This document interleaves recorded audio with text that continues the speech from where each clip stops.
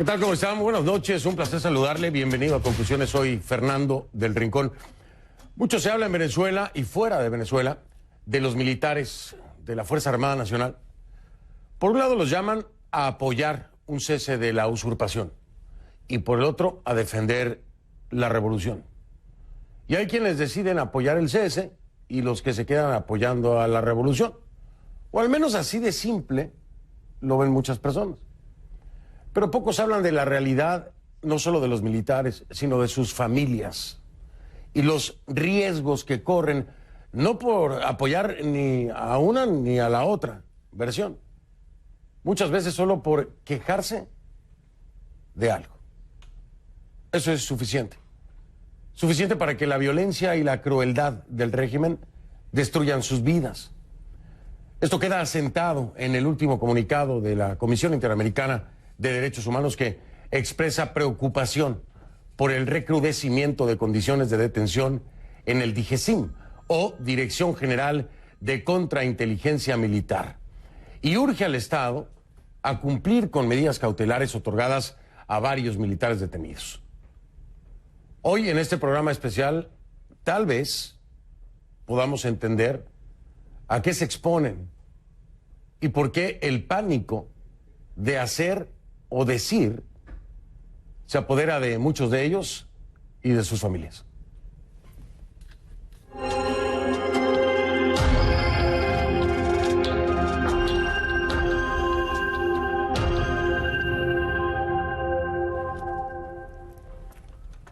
Comenzamos este programa especial de conclusiones utilizando la etiqueta numeral Conclumilitares VZLA, Conclumilitares VZLA. Esa es la etiqueta que vamos a utilizar a lo largo de este programa. Sus comentarios, por favor, con esta etiqueta, mi cuenta en Twitter, @soyfdelrincón, @soyfdelrincón, esa es la cuenta en Twitter.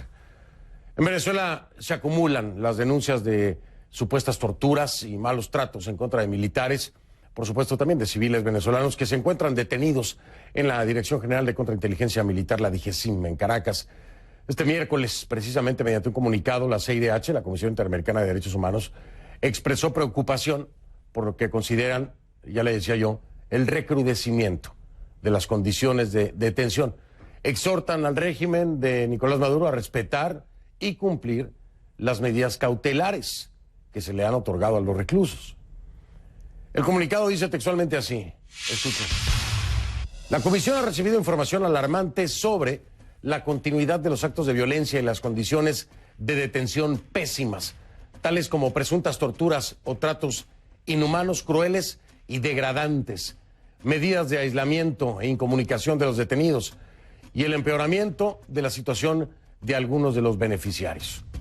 Agregan en este comunicado: la solicitante reportó que hace más de un mes que los beneficiarios no reciben aire ni luz natural y que las restricciones en el acceso de agua, alimentos y tratamientos médicos en condiciones adecuadas persisten. La CIDH también expresa preocupación por al menos un caso de suicidio registrado y otro de intento de suicidio de 2 militares venezolanos derivados de supuestos casos de tortura. Uno de los casos, dice la CIDH, es la de un sargento segundo que se habría suicidado luego de ser detenido y presuntamente torturado. Y otro de un mayor que tiene medidas cautelares de la comisión y que habría intentado suicidarse en 2 ocasiones. ¿Producto de qué? De una crisis depresiva causada por las presuntas torturas de las cuales fue objeto. CNN no puede confirmar estos datos de manera independiente y nuestras llamadas, como siempre, además de mensajes al Ministerio de Defensa de Venezuela, no han sido respondidos. Sin embargo, la información coincide con varias denuncias elevadas por Tamara Sujú, directora ejecutiva del Instituto CASLA y defensora de los derechos humanos. Sujú dice a CNN que desde 2013 ha registrado más de 600 casos de tortura de militares y civiles en las cárceles venezolanas y que la información forma parte de un expediente que ha presentado ante la Corte Penal Internacional de La Haya. Esta información también coincide con decenas de denuncias de supuestas torturas a militares venezolanos documentadas por nuestro equipo, por el equipo de conclusiones, en los últimos meses. Estas denuncias provienen de familiares y abogados quienes además de compartir el testimonio de los militares en reclusión, por supuesto, han presentado evidencia fotográfica en algunos de los casos. Estos militares, dicen los abogados y los familiares, fueron encarcelados por el régimen de Nicolás Maduro, señalados de, escuche, participar, orquestar o conspirar en contra del gobierno nacional. La mayoría de ellos está aún a la espera de un juicio. Vamos hasta el Centro Mundial de Noticias con nuestra Kay Guerrero allá en Atlanta y su reporte K.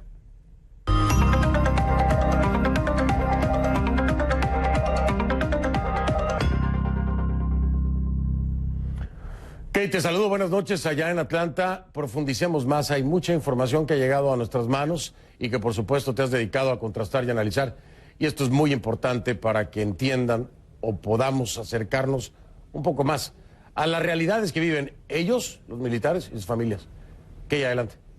Así es, Fernando. En los últimos meses el equipo de conclusiones ha recibido decenas de denuncias sobre militares venezolanos que se encuentran recluidos en la cárcel militar Ramo Verde y también en la Dirección Nacional de Contrainteligencia Militar en Caracas, que se conoce como el DIGESIN. Estas personas, según las fuentes que hemos consultado, estarían siendo víctimas de torturas y también de tratos crueles. Estos militares, en su mayoría de alto rango, están siendo señalados por supuestamente conspirar para derrocar a Nicolás Maduro.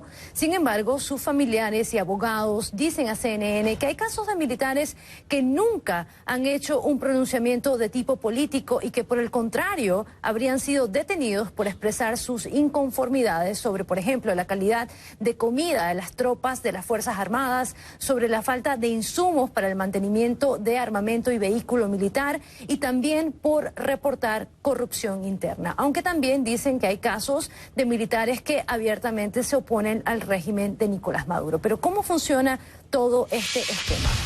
De acuerdo a 4 familias militares, 2 abogados y 4 militares venezolanos que decidieron salir del país tras ser presuntamente perseguidos por los órganos de seguridad del Estado, dicen a CNN que todo forma parte de un esquema de purga en las filas militares donde personal de alto nivel prepara listas sobre los uniformados que se quejan a lo interno de las Fuerzas Armadas. Luego esa lista es remitida al DIGESIN para que los inconformes, como les llaman, sean detenidos y posteriormente torturados. Para construir estos casos, dicen los abogados, utilizan a otros uniformados para que brinden el testimonio y dicen que a veces cargos muy fuertes como instigación, traición a la patria y estos tipos de actos contra el decoro militar están siendo sustentados en un solo testimonio o el testimonio de una sola persona, aunque CNN no puede confirmar esto de manera independiente y aunque hemos hecho llamadas al Ministerio de Defensa de Venezuela para obtener algún tipo de comentario sobre estas denuncias y también hemos enviado mensajes a los voceros de prensa del Ministerio, hasta el momento no hemos tenido ningún tipo de respuesta. El equipo de conclusiones también ha recibido evidencia fotográfica, como tú mencionabas, sobre alguno de estos casos. Las imágenes son fuertes y quiero advertir que las mismas pueden herir su sensibilidad. Repito, hablamos de imágenes que pueden herir su sensibilidad. Estas imágenes que van a ver en pantalla son de algunos militares recluidos en una cárcel militar en Venezuela. No daremos la ubicación ni el nombre de las víctimas por motivos de seguridad, pero las imágenes fueron tomadas por algunos custodios y obtenidas por CNN mediante abogados y familiares. Hemos verificado la identidad de las personas que aparecen en estas fotografías y también hemos revisado los expedientes que los abogados han presentado ante diferentes organismos internacionales denunciando específicamente estos casos. Además, los reclusos han explicado a CNN a través de sus abogados el tipo de tortura a la que supuestamente estarían siendo sometidos. Entre ellos dicen asfixia con bolsas plásticas, presión excesiva en las muñecas, cortes en la planta de los pies, que debo mencionarlo, dice a veces se hace con corta uñas, descargas eléctricas, polvo lacrimógeno en la cara, golpizas, restricciones para usar el baño a veces por varios días, comida podrida, aislamiento y maltrato psicológico, entre otros factores. Aunque el Ministerio de Defensa de Venezuela no responde nuestras llamadas, decenas de llamadas y mensajes, es importante recordar que el fiscal general de Venezuela, Tarek William Saab, ha dicho a CNN en varias oportunidades que en Venezuela no existe la tortura y que si algún funcionario lo llega a hacer, él mismo es despedido, Fernando. Pues que y es algo que no nos extraña, que lo hemos venido escuchando, particularmente tú y yo creo que desde hace, no te diría que meses, ya desde hace, pues al menos un par de años, ¿no? Sí. Años lo hemos venido escuchando tú y yo. Creo que ahora ya con la participación de la CIDH la cosa ha cambiado un poco, en el sentido de que se le da mayor visibilidad a esto y una reflexión, ¿no? Del por qué a veces hay tanto silencio por parte de la Fuerza Armada y en las filas de las Fuerzas Armadas. Es importante conocer esta realidad, ¿no?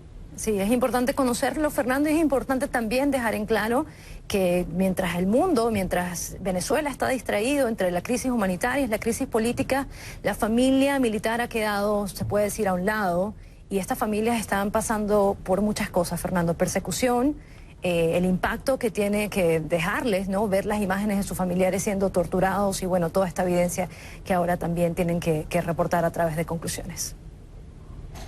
Y por supuesto la historia dramática de las salidas de muchos de los familiares de militares del país para salvaguardar incluso la vida, en el caso de Caguaripano, como se ha sido reportado por sus propios familiares porque fueron amenazados. Okay. Muchas gracias, estamos muy al pendiente de cualquier otro desarrollo y continuamos con este programa especial. Como siempre, excelente investigación. Gracias, Key. Gracias, Fernando. Buenas noches. Buenas noches. Era Key Guerrero en vivo desde el Centro Mundial de Noticias allá en Atlanta. En Twitter la encuentra como @KGuerreroCNN, @KGuerreroCNN.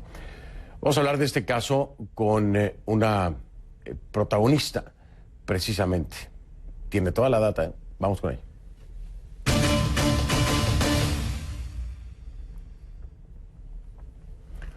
Le doy la bienvenida a Tamara Sujú, abogada defensora de derechos humanos y directora ejecutiva de CASLA, el Centro de Estudios y Análisis para América Latina. Es CASLA por sus siglas en inglés. Tamara, un gusto saludarte. Mil gracias por atendernos y acompañarnos en este programa especial. Buenas noches. Buenas noches, Fernando, y bueno, muchas gracias de nuevo por tenerme en tu programa. Al contrario, muchísimas gracias a ti. Nos acompaña Tamara Sujú desde España. Hay una diferencia importante horaria, por eso le agradezco con tanta insistencia. Tamara, la CIDH envía o publica, da a conocer este comunicado con sus preocupaciones por el recrudecimiento, dice, de condiciones de detención en el DIGESIN en Venezuela y urge al Estado a cumplir medidas cautelares.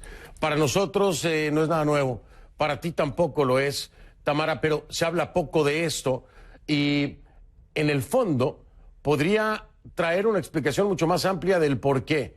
Un simple llamado a apoyar a Guaidó no es suficiente. El trasfondo es brutal para los militares y sus familias, ¿no, Tamara? Así es, Fernando. Bueno, esta comunicación de la CIDH anoche, de ayer, perdón, para mí es de ayer, fue producto de una comunicación que le mandé en la mañana, donde le explicaba todo lo que estaba sucediendo a raíz pues el intento de suicidio del mayor Abraham Suárez el día de ayer, ¿no? El día de ayer, no, de antier. Ellos, como CASLA Instituto tiene esa medida cautelar para todos los civiles y militares que están recluidos en el DGCIN de Boleíta, con esa prioridad que le di a lo que está sucediendo con este mayor, pues la CIDH respondió pronto porque conocen perfectamente la situación que está pasando. Estuvimos en las audiencias de Jamaica presentes defendiendo esas cautelares y diciendo que no se ha cumplido en lo absoluto lo que dice.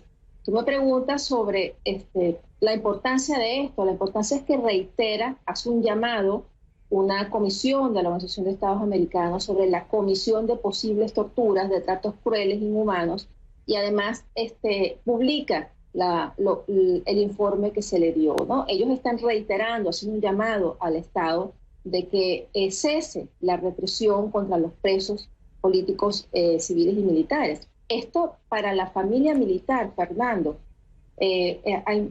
como tú decías, ¿por qué los militares no reaccionan como tienen que reaccionar sabiendo el descontento que hay dentro de la Fuerza Armada? No estamos hablando del alto mando militar, de aquellos que están tan comprometidos en crímenes de lesa humanidad, en corrupción y en narcotráfico, que no van a dar vuelta atrás, y ellos no son más de 100, ellos no son más de 60, de 80, es más, yo diría que no son más de 30, Fernando, los que están comprometidos hasta el final con la estructura represiva de Nicolás Maduro.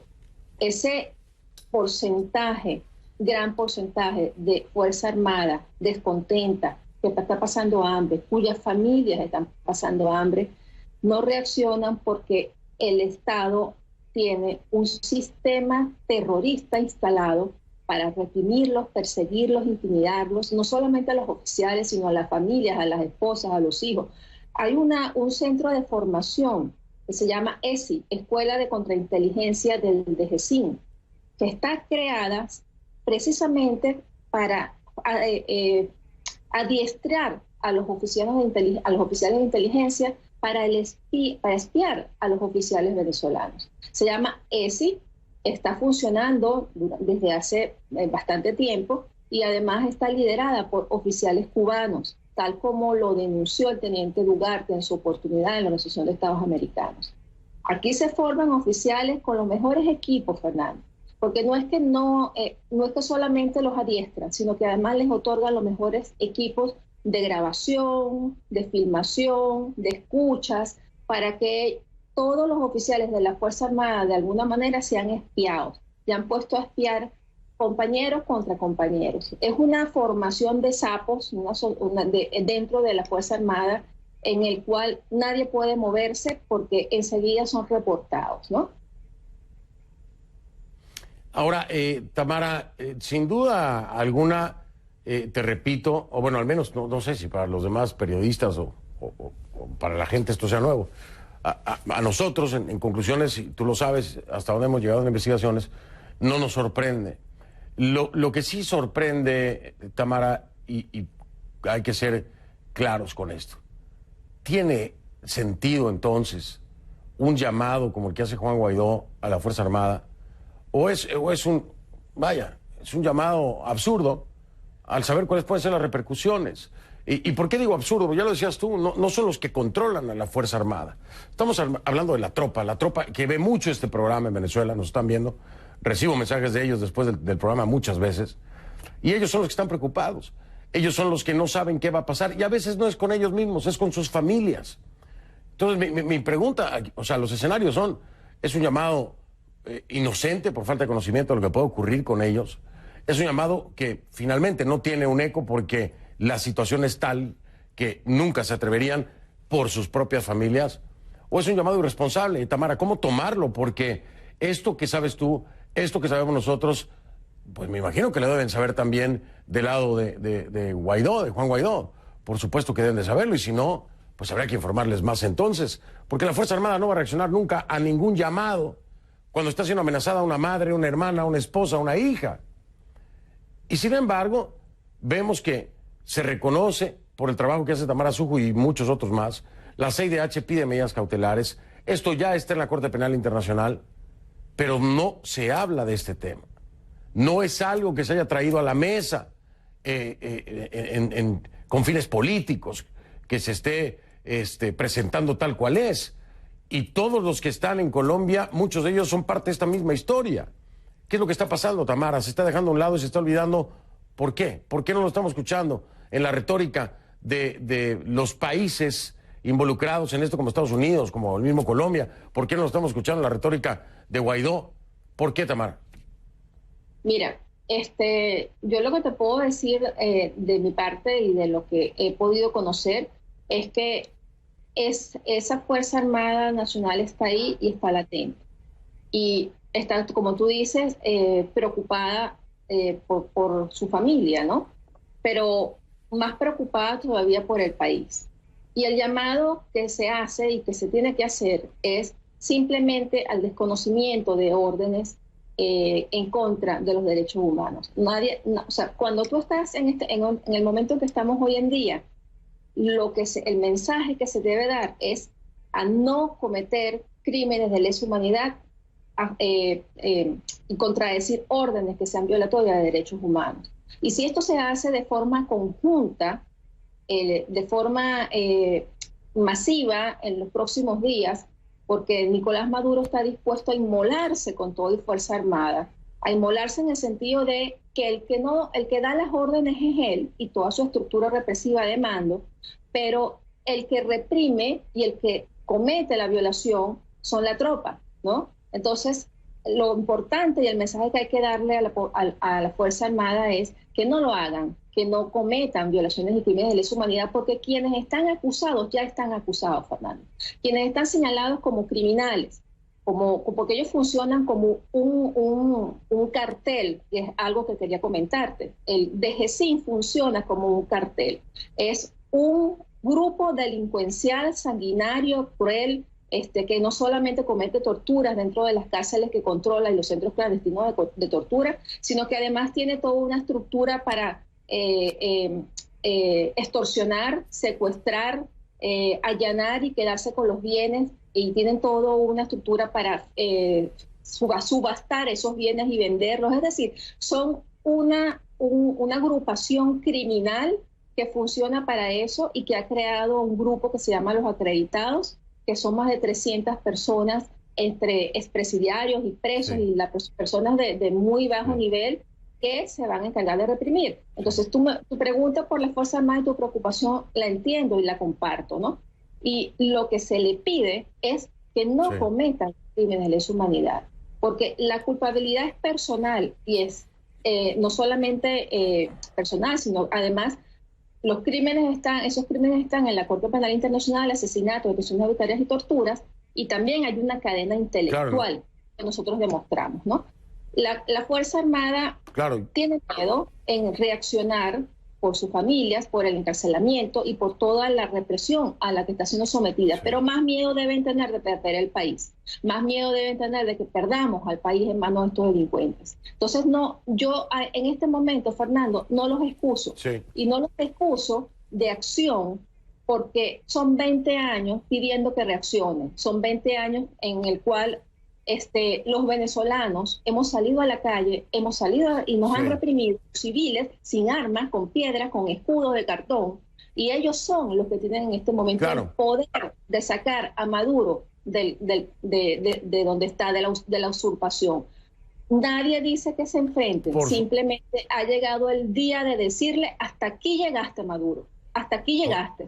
Y el día en que militares institucionales, que sí hay en el alto mando y que no son esos 30, 40 bribones que tenemos, conocidos ya todas sus caras, el día que se está tomando, porque hay no sé cuántos miles de generales, no solamente padrinos general, hay más de 1000 generales en Venezuela. Sí. El día que esos 1000 generales, 500, 400, 300, se le paren firme a Maduro y le digan que hasta aquí llegaste, hasta ahí llegó, Fernando. Está bueno de excusar también a la Fuerza Armada Nacional. Hay 200 presos militares. ¿Dónde están los otros 60.000 militares?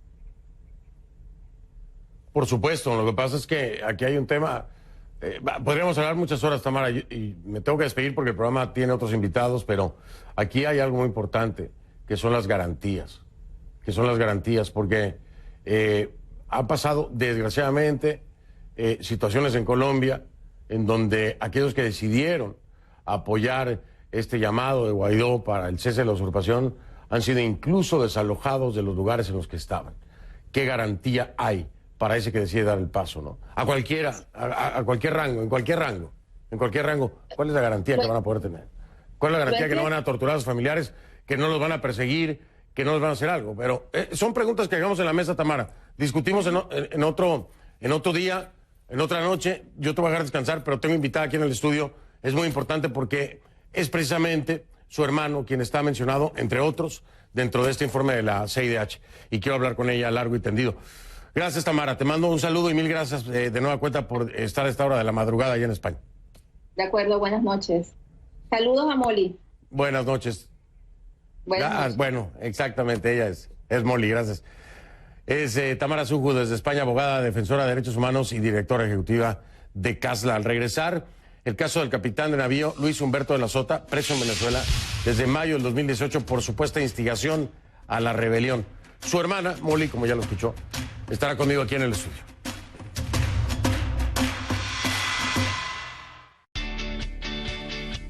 Justo en medio del Caribe existe... A ver, le cuento, Luis de la Sota. Luis de la Sota es capitán de navío de la Armada de Venezuela. Fue detenido por la Dirección General de Contrainteligencia, el DGCIN, militar, el 18 de mayo de 2018. Las autoridades venezolanas lo señalan por supuesta instigación a rebelión. Luis denuncia haber sido víctima de tortura. Su caso fue denunciado ante la Fiscalía General de Venezuela sin respuesta. El caso fue denunciado ante la CIDH, instancia que, como sabe, ya le había dicho, concedió medidas cautelares. Lleva, de acuerdo al propio informe de la CIDH y también a testimonios de sus familiares, 18 días incomunicado. Le doy la bienvenida ahora a Molly de la Sota, es hermana del capitán de navío Luis Humberto de la Sota.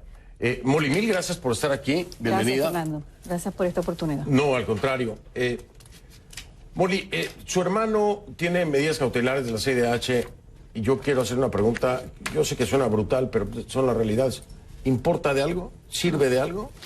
Pero nosotros, desde que recibimos las medidas cautelares, las introdujimos en los tribunales militares, las llevamos a la Defensoría del Pueblo y hasta ahora no hemos tenido ninguna respuesta. Ni han podido ver allá a los abogados, a su hermano. Ellos, o sea, lo ven a los miércoles, son las visitas de los abogados, que es algo que no le pueden quitar. Pero ya hace 3 semanas que no, el abogado no ha podido verlo. Por eso, a 3 semanas que está incomunicado. Está incomunicado. 18 días. Con medidas cautelares y todo. Sin que nadie sepa de él. Sin que nadie sepa de él, exactamente. Con medidas cautelares de la CIDH. Con medidas cautelares. O sea, que no sirvieron de nada, pues. Exactamente, no la están cumpliendo. De hecho, el abogado introdujo un amparo y el tribunal militar dijo que no era procedente. Así que, ¿qué pasa con nosotros los familiares cuando nos detienen una familia, bien sea un esposo, un hermano, un hijo? No tenemos dónde ir, no sabemos dónde están. Vamos al DGCIN y las personas no tienen ni siquiera nombre. Ellos se ven para poder denunciar quién los atendió, quién les negó la entrada. Simplemente, bueno, ellos están aquí o a veces dicen que no saben y luego nos vamos a la fiscalía. En el caso de mi hermano, yo fui al Ministerio Público y denuncié que mi hermano estaba detenido, desaparecido. Fuimos a la Defensoría del Pueblo y no pasó nada, absolutamente nada. Luego nos enteramos, vimos a mi hermano, porque el asunto es el siguiente, porque es una parte muy cruda, pero es real, porque lo que le pasó a mi hermano está pasando en estos momentos. Ellos hacen un informe de 3 páginas y eso es suficiente para que una fiscal ya acepte el caso y los imputan por cualquier cantidad de cargos, ¿no? Traición a la patria, motín, todo lo demás. Con eso el DGCIN los va a buscar sin orden de aprehensión, los meten en el DGCIN, a mi hermano lo tuvieron amarrado, le destruyeron las muñecas, de hecho no solamente fue mi hermano, lo tuvieron 4 días tirado en el piso, sin comida, sin agua, le pusieron una capucha. ¿Todo esto ustedes lo saben? Porque mi hermano me lo dijo. ¿Su hermano se lo dijo? Sí. Y se lo dijo al abogado y eso está en el amparo que se introdujo en el tribunal. ¿Le destruyen las muñecas? Sí, porque les aprietan mucho las esposas. Las esposas. Claro. Y ¿Lo dejan tirado en el piso cuántos días? 4 días. 4 días. En el caso de mi hermano, otros estuvieron 5 días. Y que me está diciendo una capucha. ¿Qué le ponen una capucha. ¿Asfixia mecánica? La capucha es aparte. Para ponerle polvo lacrimógeno. Ah, le ponen en la capucha. Sí. Claro. Aparte de eso, le dan asfixia mecánica. Mi hermano es hipertenso. En ese momento no sabemos nada de él, porque tampoco ni abogado, ni llamadas, ni absolutamente nada. Luego de esos 4 días, van y les hacen en la CICPC, una reseña, lo que se llama. Y los ven así como están, porque ni para el baño, ni nada. ¿Está cómo? ¿Está ensangrentado? Ensangrentado, sucio, sudado. Exactamente, así le hacen la reseña. Y así como le hacen la reseña, también hay la complicidad de la medicina forense. Un médico forense va hacia el DGCIN, los ve así encapuchados, les obligan a poner las huellas dactilares y el informe dice que está muy bien, están perfectos. O sea que también falsean la información médica toda que tienen que entregar legalmente. Exactamente. Si vemos la orden de detención, aparece que fue el 19 de mayo que solicitaron esa orden de aprehensión. Y mi hermano ya estaba desde el 18. Desde el 18. Exactamente. Es decir, que el día antes de que se hiciera la orden de detención ya estaba detenido. Ya estaba detenido. Ahora, ¿qué pasa? Lo llevan a un tribunal. Esto es algún sistema, no solamente con el caso de Luis, sino varios casos son iguales. Los llevan a la audiencia de presentación y ahí está la juez, la fiscal, los defensores públicos, porque a mi hermano le asignaron un defensor público. A todas estas no sabíamos que estaba siendo presentado. No llamó, absolutamente. Ahí se presentó como estaba, él y los demás, con las muñecas destruidas, golpeados, obviamente con todos los fluidos, sucios, ensangrentados. Y se le dijo a la juez, mira, te queremos denunciar, y la juez, ¿qué dijo? Mira, eso no es mi competencia, diríjase a la fiscalía. Ahí estaba el fiscal, la fiscal no hizo absolutamente nada. Nunca procedió con las denuncias. Así torturado. Y Tarek William Saab no responde a para nada. Ni a nuestras llamadas, ni a las consultas. Nada. Y nunca habla del tema, habla de lo que le conviene. Claro, pero a nivel internacional Claro. Cumplen las cosas. Luego de eso, lo regresan al DGCIN y lo meten a un cuarto oscuro, sin luz, sin agua, sin alimentos, sin baño, y lo mantuvieron ahí 32 días. 32 días en un cuarto oscuro. O sea, tirado en el piso, como un animal. Y no solamente es a él, es a varios. Luego de allí lo pasaron a una celda con 3 personas más, con la puerta cerrada, que tenía una ventanilla, y por ahí le pasaban la poca comida, sin baño, ¿ok? ¿Es cierto que en muchas ocasiones la comida estaba echada a perder? No hemos hablado del estado de las comidas, hemos hablado que las comidas son, por decirle, una pasta asquerosa y arroz con mortadela. Esa es la comida. A veces arepa con mortadela en la mañana, pero en muy pocas cantidades. Muchas veces estos torturadores, hay uno en especial, que les quitaba la comida. O jugaba en que no te voy a dar la comida o qué sé yo. Para esto, cuando están en este cuarto oscuro, antes de pasarlo a la otra celda, de pronto en la noche llegan y le aplicaban también la asfixia mecánica y lo golpeaban. O sea, no sabes ni siquiera quién lo está haciendo. Esto es una tortura sistemática, es decir, cada cierto tiempo hay algún tipo de tortura. Es eso, pero después pasa la tortura psicológica, la tortura blanca. Entonces es que mantenerte encerrado, al fin vas al baño. Jugar con la comida, te la doy, no te la doy. No te la doy, no llamas, no sé qué, y decirte te voy a matar a tu esposa, te voy a traer a tu hija, te voy a violar a no sé quién, y ese chaca. ¿Por qué los torturan? Para que se declaren culpables. Claro, y que se acaben las amenazas. Se acaba la amenaza y el mismo defensor público les dice, declárate culpable porque mejor. Déjame marcar una pausa, Molly. Le voy a hacer una pregunta que tenemos que establecer para que nuestra audiencia esté clara. Me lo dice después de la pausa.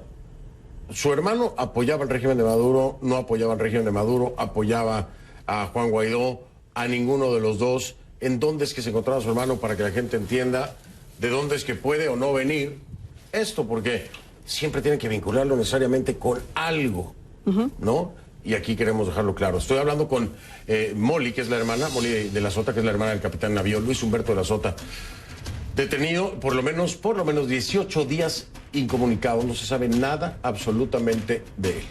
Hago una pausa y regreso.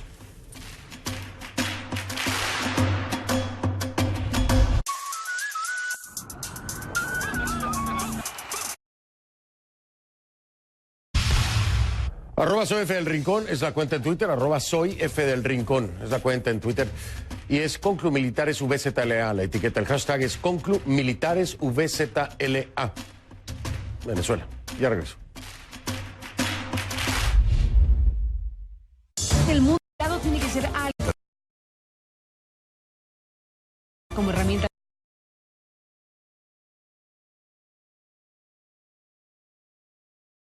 Sota era...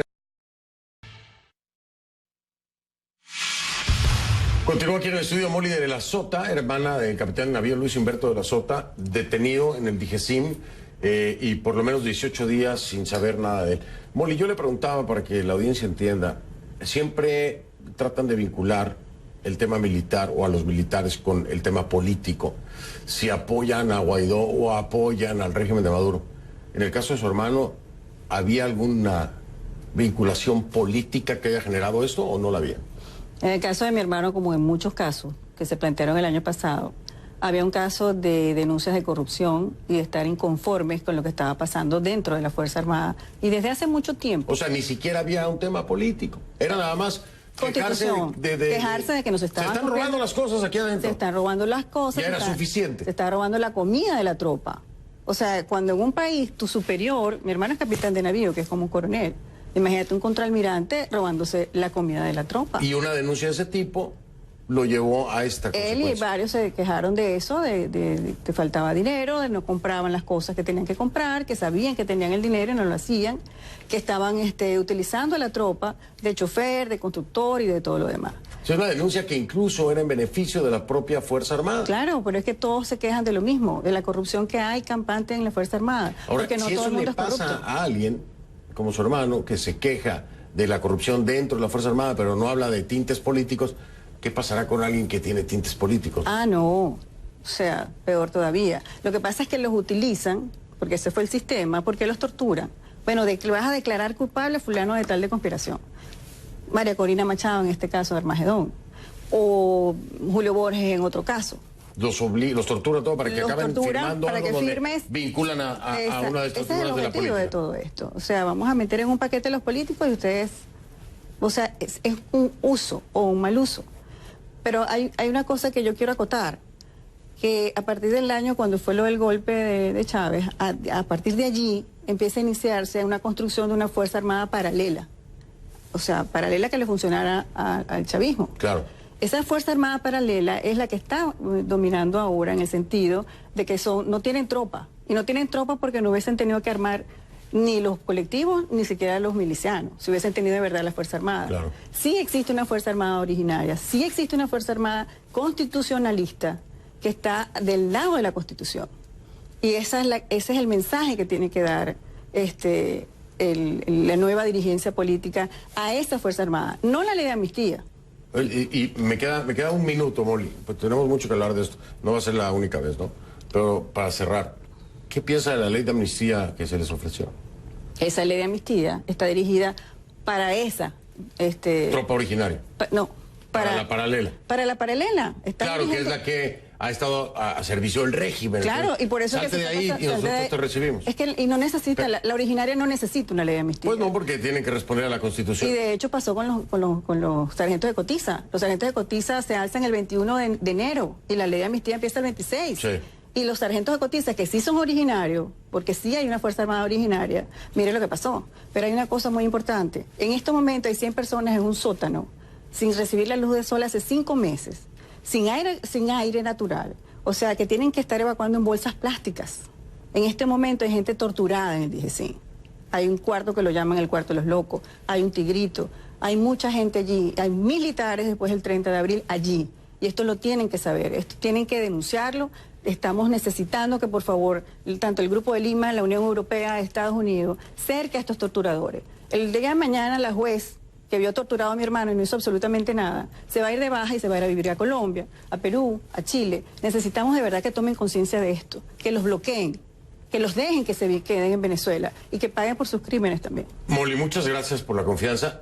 Sabes que estamos trabajando en algo mucho más grande y vamos a seguir en comunicación. Gracias a ti por este espacio. No es la última vez, así que gracias. Seguimos trabajando en eso que queremos dar reforma. Gracias, vale. gracias. Molly, mil gracias. Muy amable. Molly de la Sota, hermana del capitán navío Luis Humberto de la Sota, detenido en el DGCIM, 18 días sin saber absolutamente nada de él. Vamos a regresar y ahora es Alonso Medina Roa, es abogado especialista en Derecho Penal, Derechos Humanos y defensor de militares perseguidos en Venezuela. Me acompaña precisamente desde Caracas.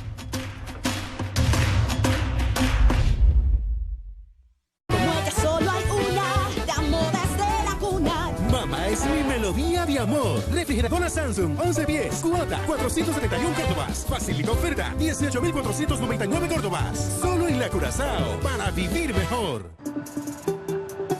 Dubai to me is a never-changing landscape. Dubai has a lot to offer. It feels like 100 different cities put together. You feel like you want to share your story, you want to build your own story here. It is inspirational, ever evolving, modern. Hey, it's beautiful. Just get to know the heart of Dubai. Punto de vista. Dubai, el domingo, en CNN. En el próximo Café CNN. La alianza opositora de Nicaragua se levanta de la mesa de negociación y el gobierno de Ortega libera a 100 opositores. ¿Qué pasa en el país centroamericano? Mañana en Café CNN. Hoy más que nunca es vital estar bien informado. Recibir noticias claras y veraces. Noticias grandes.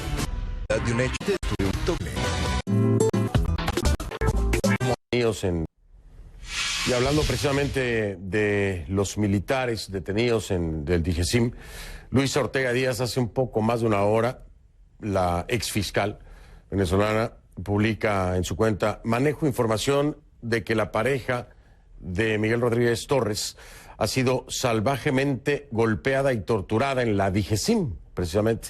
Su estado de salud es grave y no le quieren prestar atención médica. Esos cobardes pretenden asesinar a una mujer para seguir infundiendo miedo en los militares. Claro, no podemos confirmar esta información de manera independiente, pero esto es lo que publica la exfiscal Luisa Ortega Díaz. en su cuenta de Twitter. Así que una denuncia más desde otro frente. Le doy la bienvenida ahora a Alonso Medina Roa, abogado, especialista en Derecho Penal, Derechos Humanos y defensor de militares perseguidos en Venezuela. Abogado, gracias por estar aquí. Buenas noches. Buenas noches, un placer saludarte. Al contrario, el placer es nuestro. Abogado, ¿qué hacer ante estas situaciones? Hemos escuchado el testimonio precisamente de Molly de la Sota acerca de su hermano, de Luis Humberto de la Sota, capitán de navío. También hemos escuchado lo que la CIDH publica el día de hoy, basándose también en la denuncia de nuestra primera invitada, Tamara Suco. Pero, como le decía yo a Molly, oiga, abogado, ni siquiera las medidas cautelares han logrado un cambio, no han tenido un mayor impacto. 18 días sin saber nada de su hermano, de Luis Humberto de la Sota, a pesar de medidas cautelares. ¿Qué hacer en este caso? Porque pareciera que nada les importa y nada va a cambiar la situación. Sí, evidentemente que es una situación muy preocupante. Creo que podemos afirmar sin temor alguno que es una especie de trato de prisionero de guerra al que las Fuerzas Armadas venezolanas, a los que los militares venezolanos le están dando a sus compañeros que se encuentran privados de libertad, particularmente en la Dirección General de Contrainteligencia Militar. ¿Qué hacer? Evidentemente que es la pregunta que nos hacemos todos los días. Lo primero que nos viene a la mente es el tema de documentar cada una de estas denuncias, de ir registrando, de acudir ante las diferentes instancias nacionales e internacionales, a pesar que tenemos conocimiento que hay una complicidad institucional por parte de los tribunales de la República, por parte del Ministerio Público, por parte de la Defensoría del Pueblo. Recordemos que la Dirección General de Contrainteligencia Militar se ha convertido como un ente supraconstitucional que pareciera que está por encima de las leyes, que no tiene veeduría de ninguna organización, de ninguna instancia, de tal manera que es como una especie de caja negra lo que tenemos ahí en cuanto al tema de los privados de libertad. Son muchísimas las denuncias que hay con respecto a las torturas, de los tratos crueles de las personas que se encuentran recluidas ahí. Pero lo más preocupante, lo que nos llama más la atención en la Coalición por los Derechos Humanos y la Democracia, es la complicidad institucional, como te dije anteriormente. Por eso hemos afirmado que en Venezuela se ha institucionalizado la tortura. Completamente de acuerdo, vaya, basado no solamente en la experiencia de Molly de la Sota sobre su hermano Luis Humberto, pero al menos están reportados le voy a decir cuántos son, el caso del mayor Abraham Suárez, el teniente coronel Igbert Marín Chaparro, en fin, le puedo dar una lista, el sargento segundo Luis Armando Monsalve, el coronel Mejías, sí. El coronel Mejía, el caso de Santiago José Guevara García, Luis Alejandro Mogollón Martínez, Isbert José Marín Chaparro, Luis Alexander vaya, hay una lista interminable. Sabemos que hay civiles, pero estamos enfocados en el tema de los militares. Y si bien es cierto, no solamente Molly de la Sota, sino familiares de muchos de estos que le mencioné, hablan de que no hay un espacio en donde se le preste atención a denuncias, por ejemplo, de tortura. Una Defensoría del Pueblo no da respuesta, que una fiscal dice que no es de su competencia, que la fiscalía de Tarek William Saab no responde. Se acude a la CIDH y bueno, la CIDH se pronuncia. Pero usted como abogado tiene las manos atadas también, está siendo también un prisionero de guerra del sistema, ¿o no es así? Sí, y evidentemente que ahí hay un elemento por parte de las instituciones que podríamos catalogarlo como un elemento de ignorancia, porque hay quienes se atrevan a decir que no es de su competencia un fiscal, un juez, desconociendo las normas, las leyes venezolanas, particularmente la ley contra la tortura y tratos crueles e inhumanos, que es ley vigente, que le impone la obligación a todo funcionario que conozca de la tortura canalizar ante la Defensoría del Pueblo las gestiones a los fines que se conozca, que se pronuncien sobre esto. Son muchos años denunciando tortura, pero lo más triste es que no ha habido una condena, un pronunciamiento efectivo por parte de las autoridades. Evidentemente, que como bien lo refieres, estamos atados de mano, pero lo importante es que seguimos trabajando, seguimos dando la batalla, seguimos registrando, seguimos documentando cada una de estas situaciones. Recientemente, en las últimas horas, conocimos el caso del mayor Abraham Suárez, que por segunda vez intenta quitarse la vida producto de las torturas de las cuales ha sido víctima en este sitio de reclusión. Torturas blancas, torturas físicas. Tenemos el caso del capitán de navío, el hermano de Molly de la Sota. También tenemos el caso del teniente coronel Marín Chaparro, como lo refería anteriormente, que al igual que el capitán de navío, tienen varias semanas sin recibir visitas, sin ningún tipo de atención. Sus familiares desconocen cuál es el estado de ellos. Esto evidentemente que nos llama la atención, nos debe llamar a la reflexión como venezolanos, como ciudadanos del mundo, porque evidentemente que la violación de los derechos humanos, el desconocimiento de las leyes se ha convertido en algo cotidiano acá. Abogado, algo que quiero volver a subrayar y que me gustaría lo compartiera con nosotros de acuerdo al testimonio de alguno de sus representados, sin darme los nombres, es que el tema político no es necesariamente la causante de estos atropellos. ¿A qué me refiero? Es que muchos de ellos ni siquiera se manifestaron a favor de una propuesta hecha por Guaidó, ni en contra del régimen de Nicolás Maduro. Simple y sencillamente denunciaban situaciones que les afectaban a ellos como militares, como parte de la tropa, porque o no comían bien, o lo que se necesitaba no se compraba. Y queremos dejarlo bien claro, porque necesariamente la gente piensa que se los llevan porque, claro, están en contra del régimen de Maduro. Esto no es así, ¿correcto? Mira, hay un criterio, pareciera ser que las autoridades, los organismos de inteligencia, el gobierno del señor Maduro, pretende darle un criterio muy amplio a lo que se puede entender como una conspiración o una rebelión. El expresarse, el emitir opinión sobre una situación política o sobre una situación fáctica de las Fuerzas Armadas, expresar el malestar que se está viviendo en los cuarteles. Recordemos que en los cuarteles está conformado por venezolanos, igual que nosotros, que están sufriendo día a día cada una de las penurias que padecemos nosotros los venezolanos.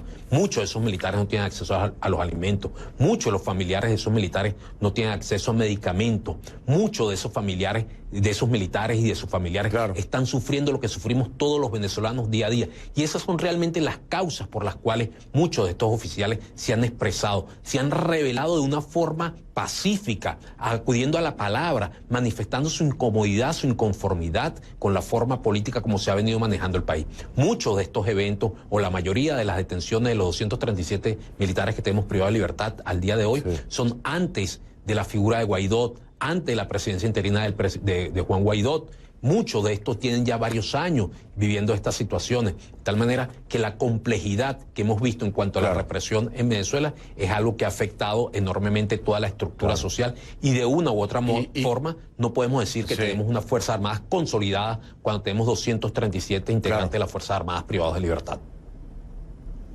Claro, y nosotros, como lo habíamos dicho ya, estas denuncias de tortura militares, ya por lo menos el conocimiento de este equipo de conclusiones ya tienen un par de años por lo menos, y bueno, no estaba Guaidó en el escenario, así que vamos a dejarlo bien claro.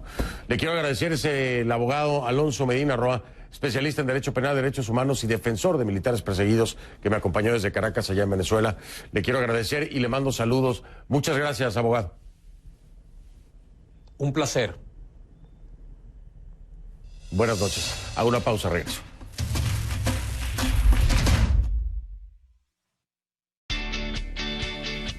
Justo en medio del Caribe existe una isla llamada Aruba. Solo en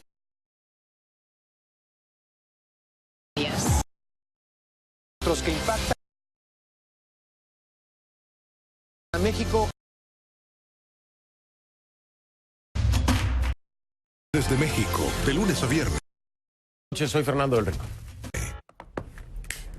Si no lo vio en conclusiones, no lo vio. Buenas noches, soy Fernando del Rincón.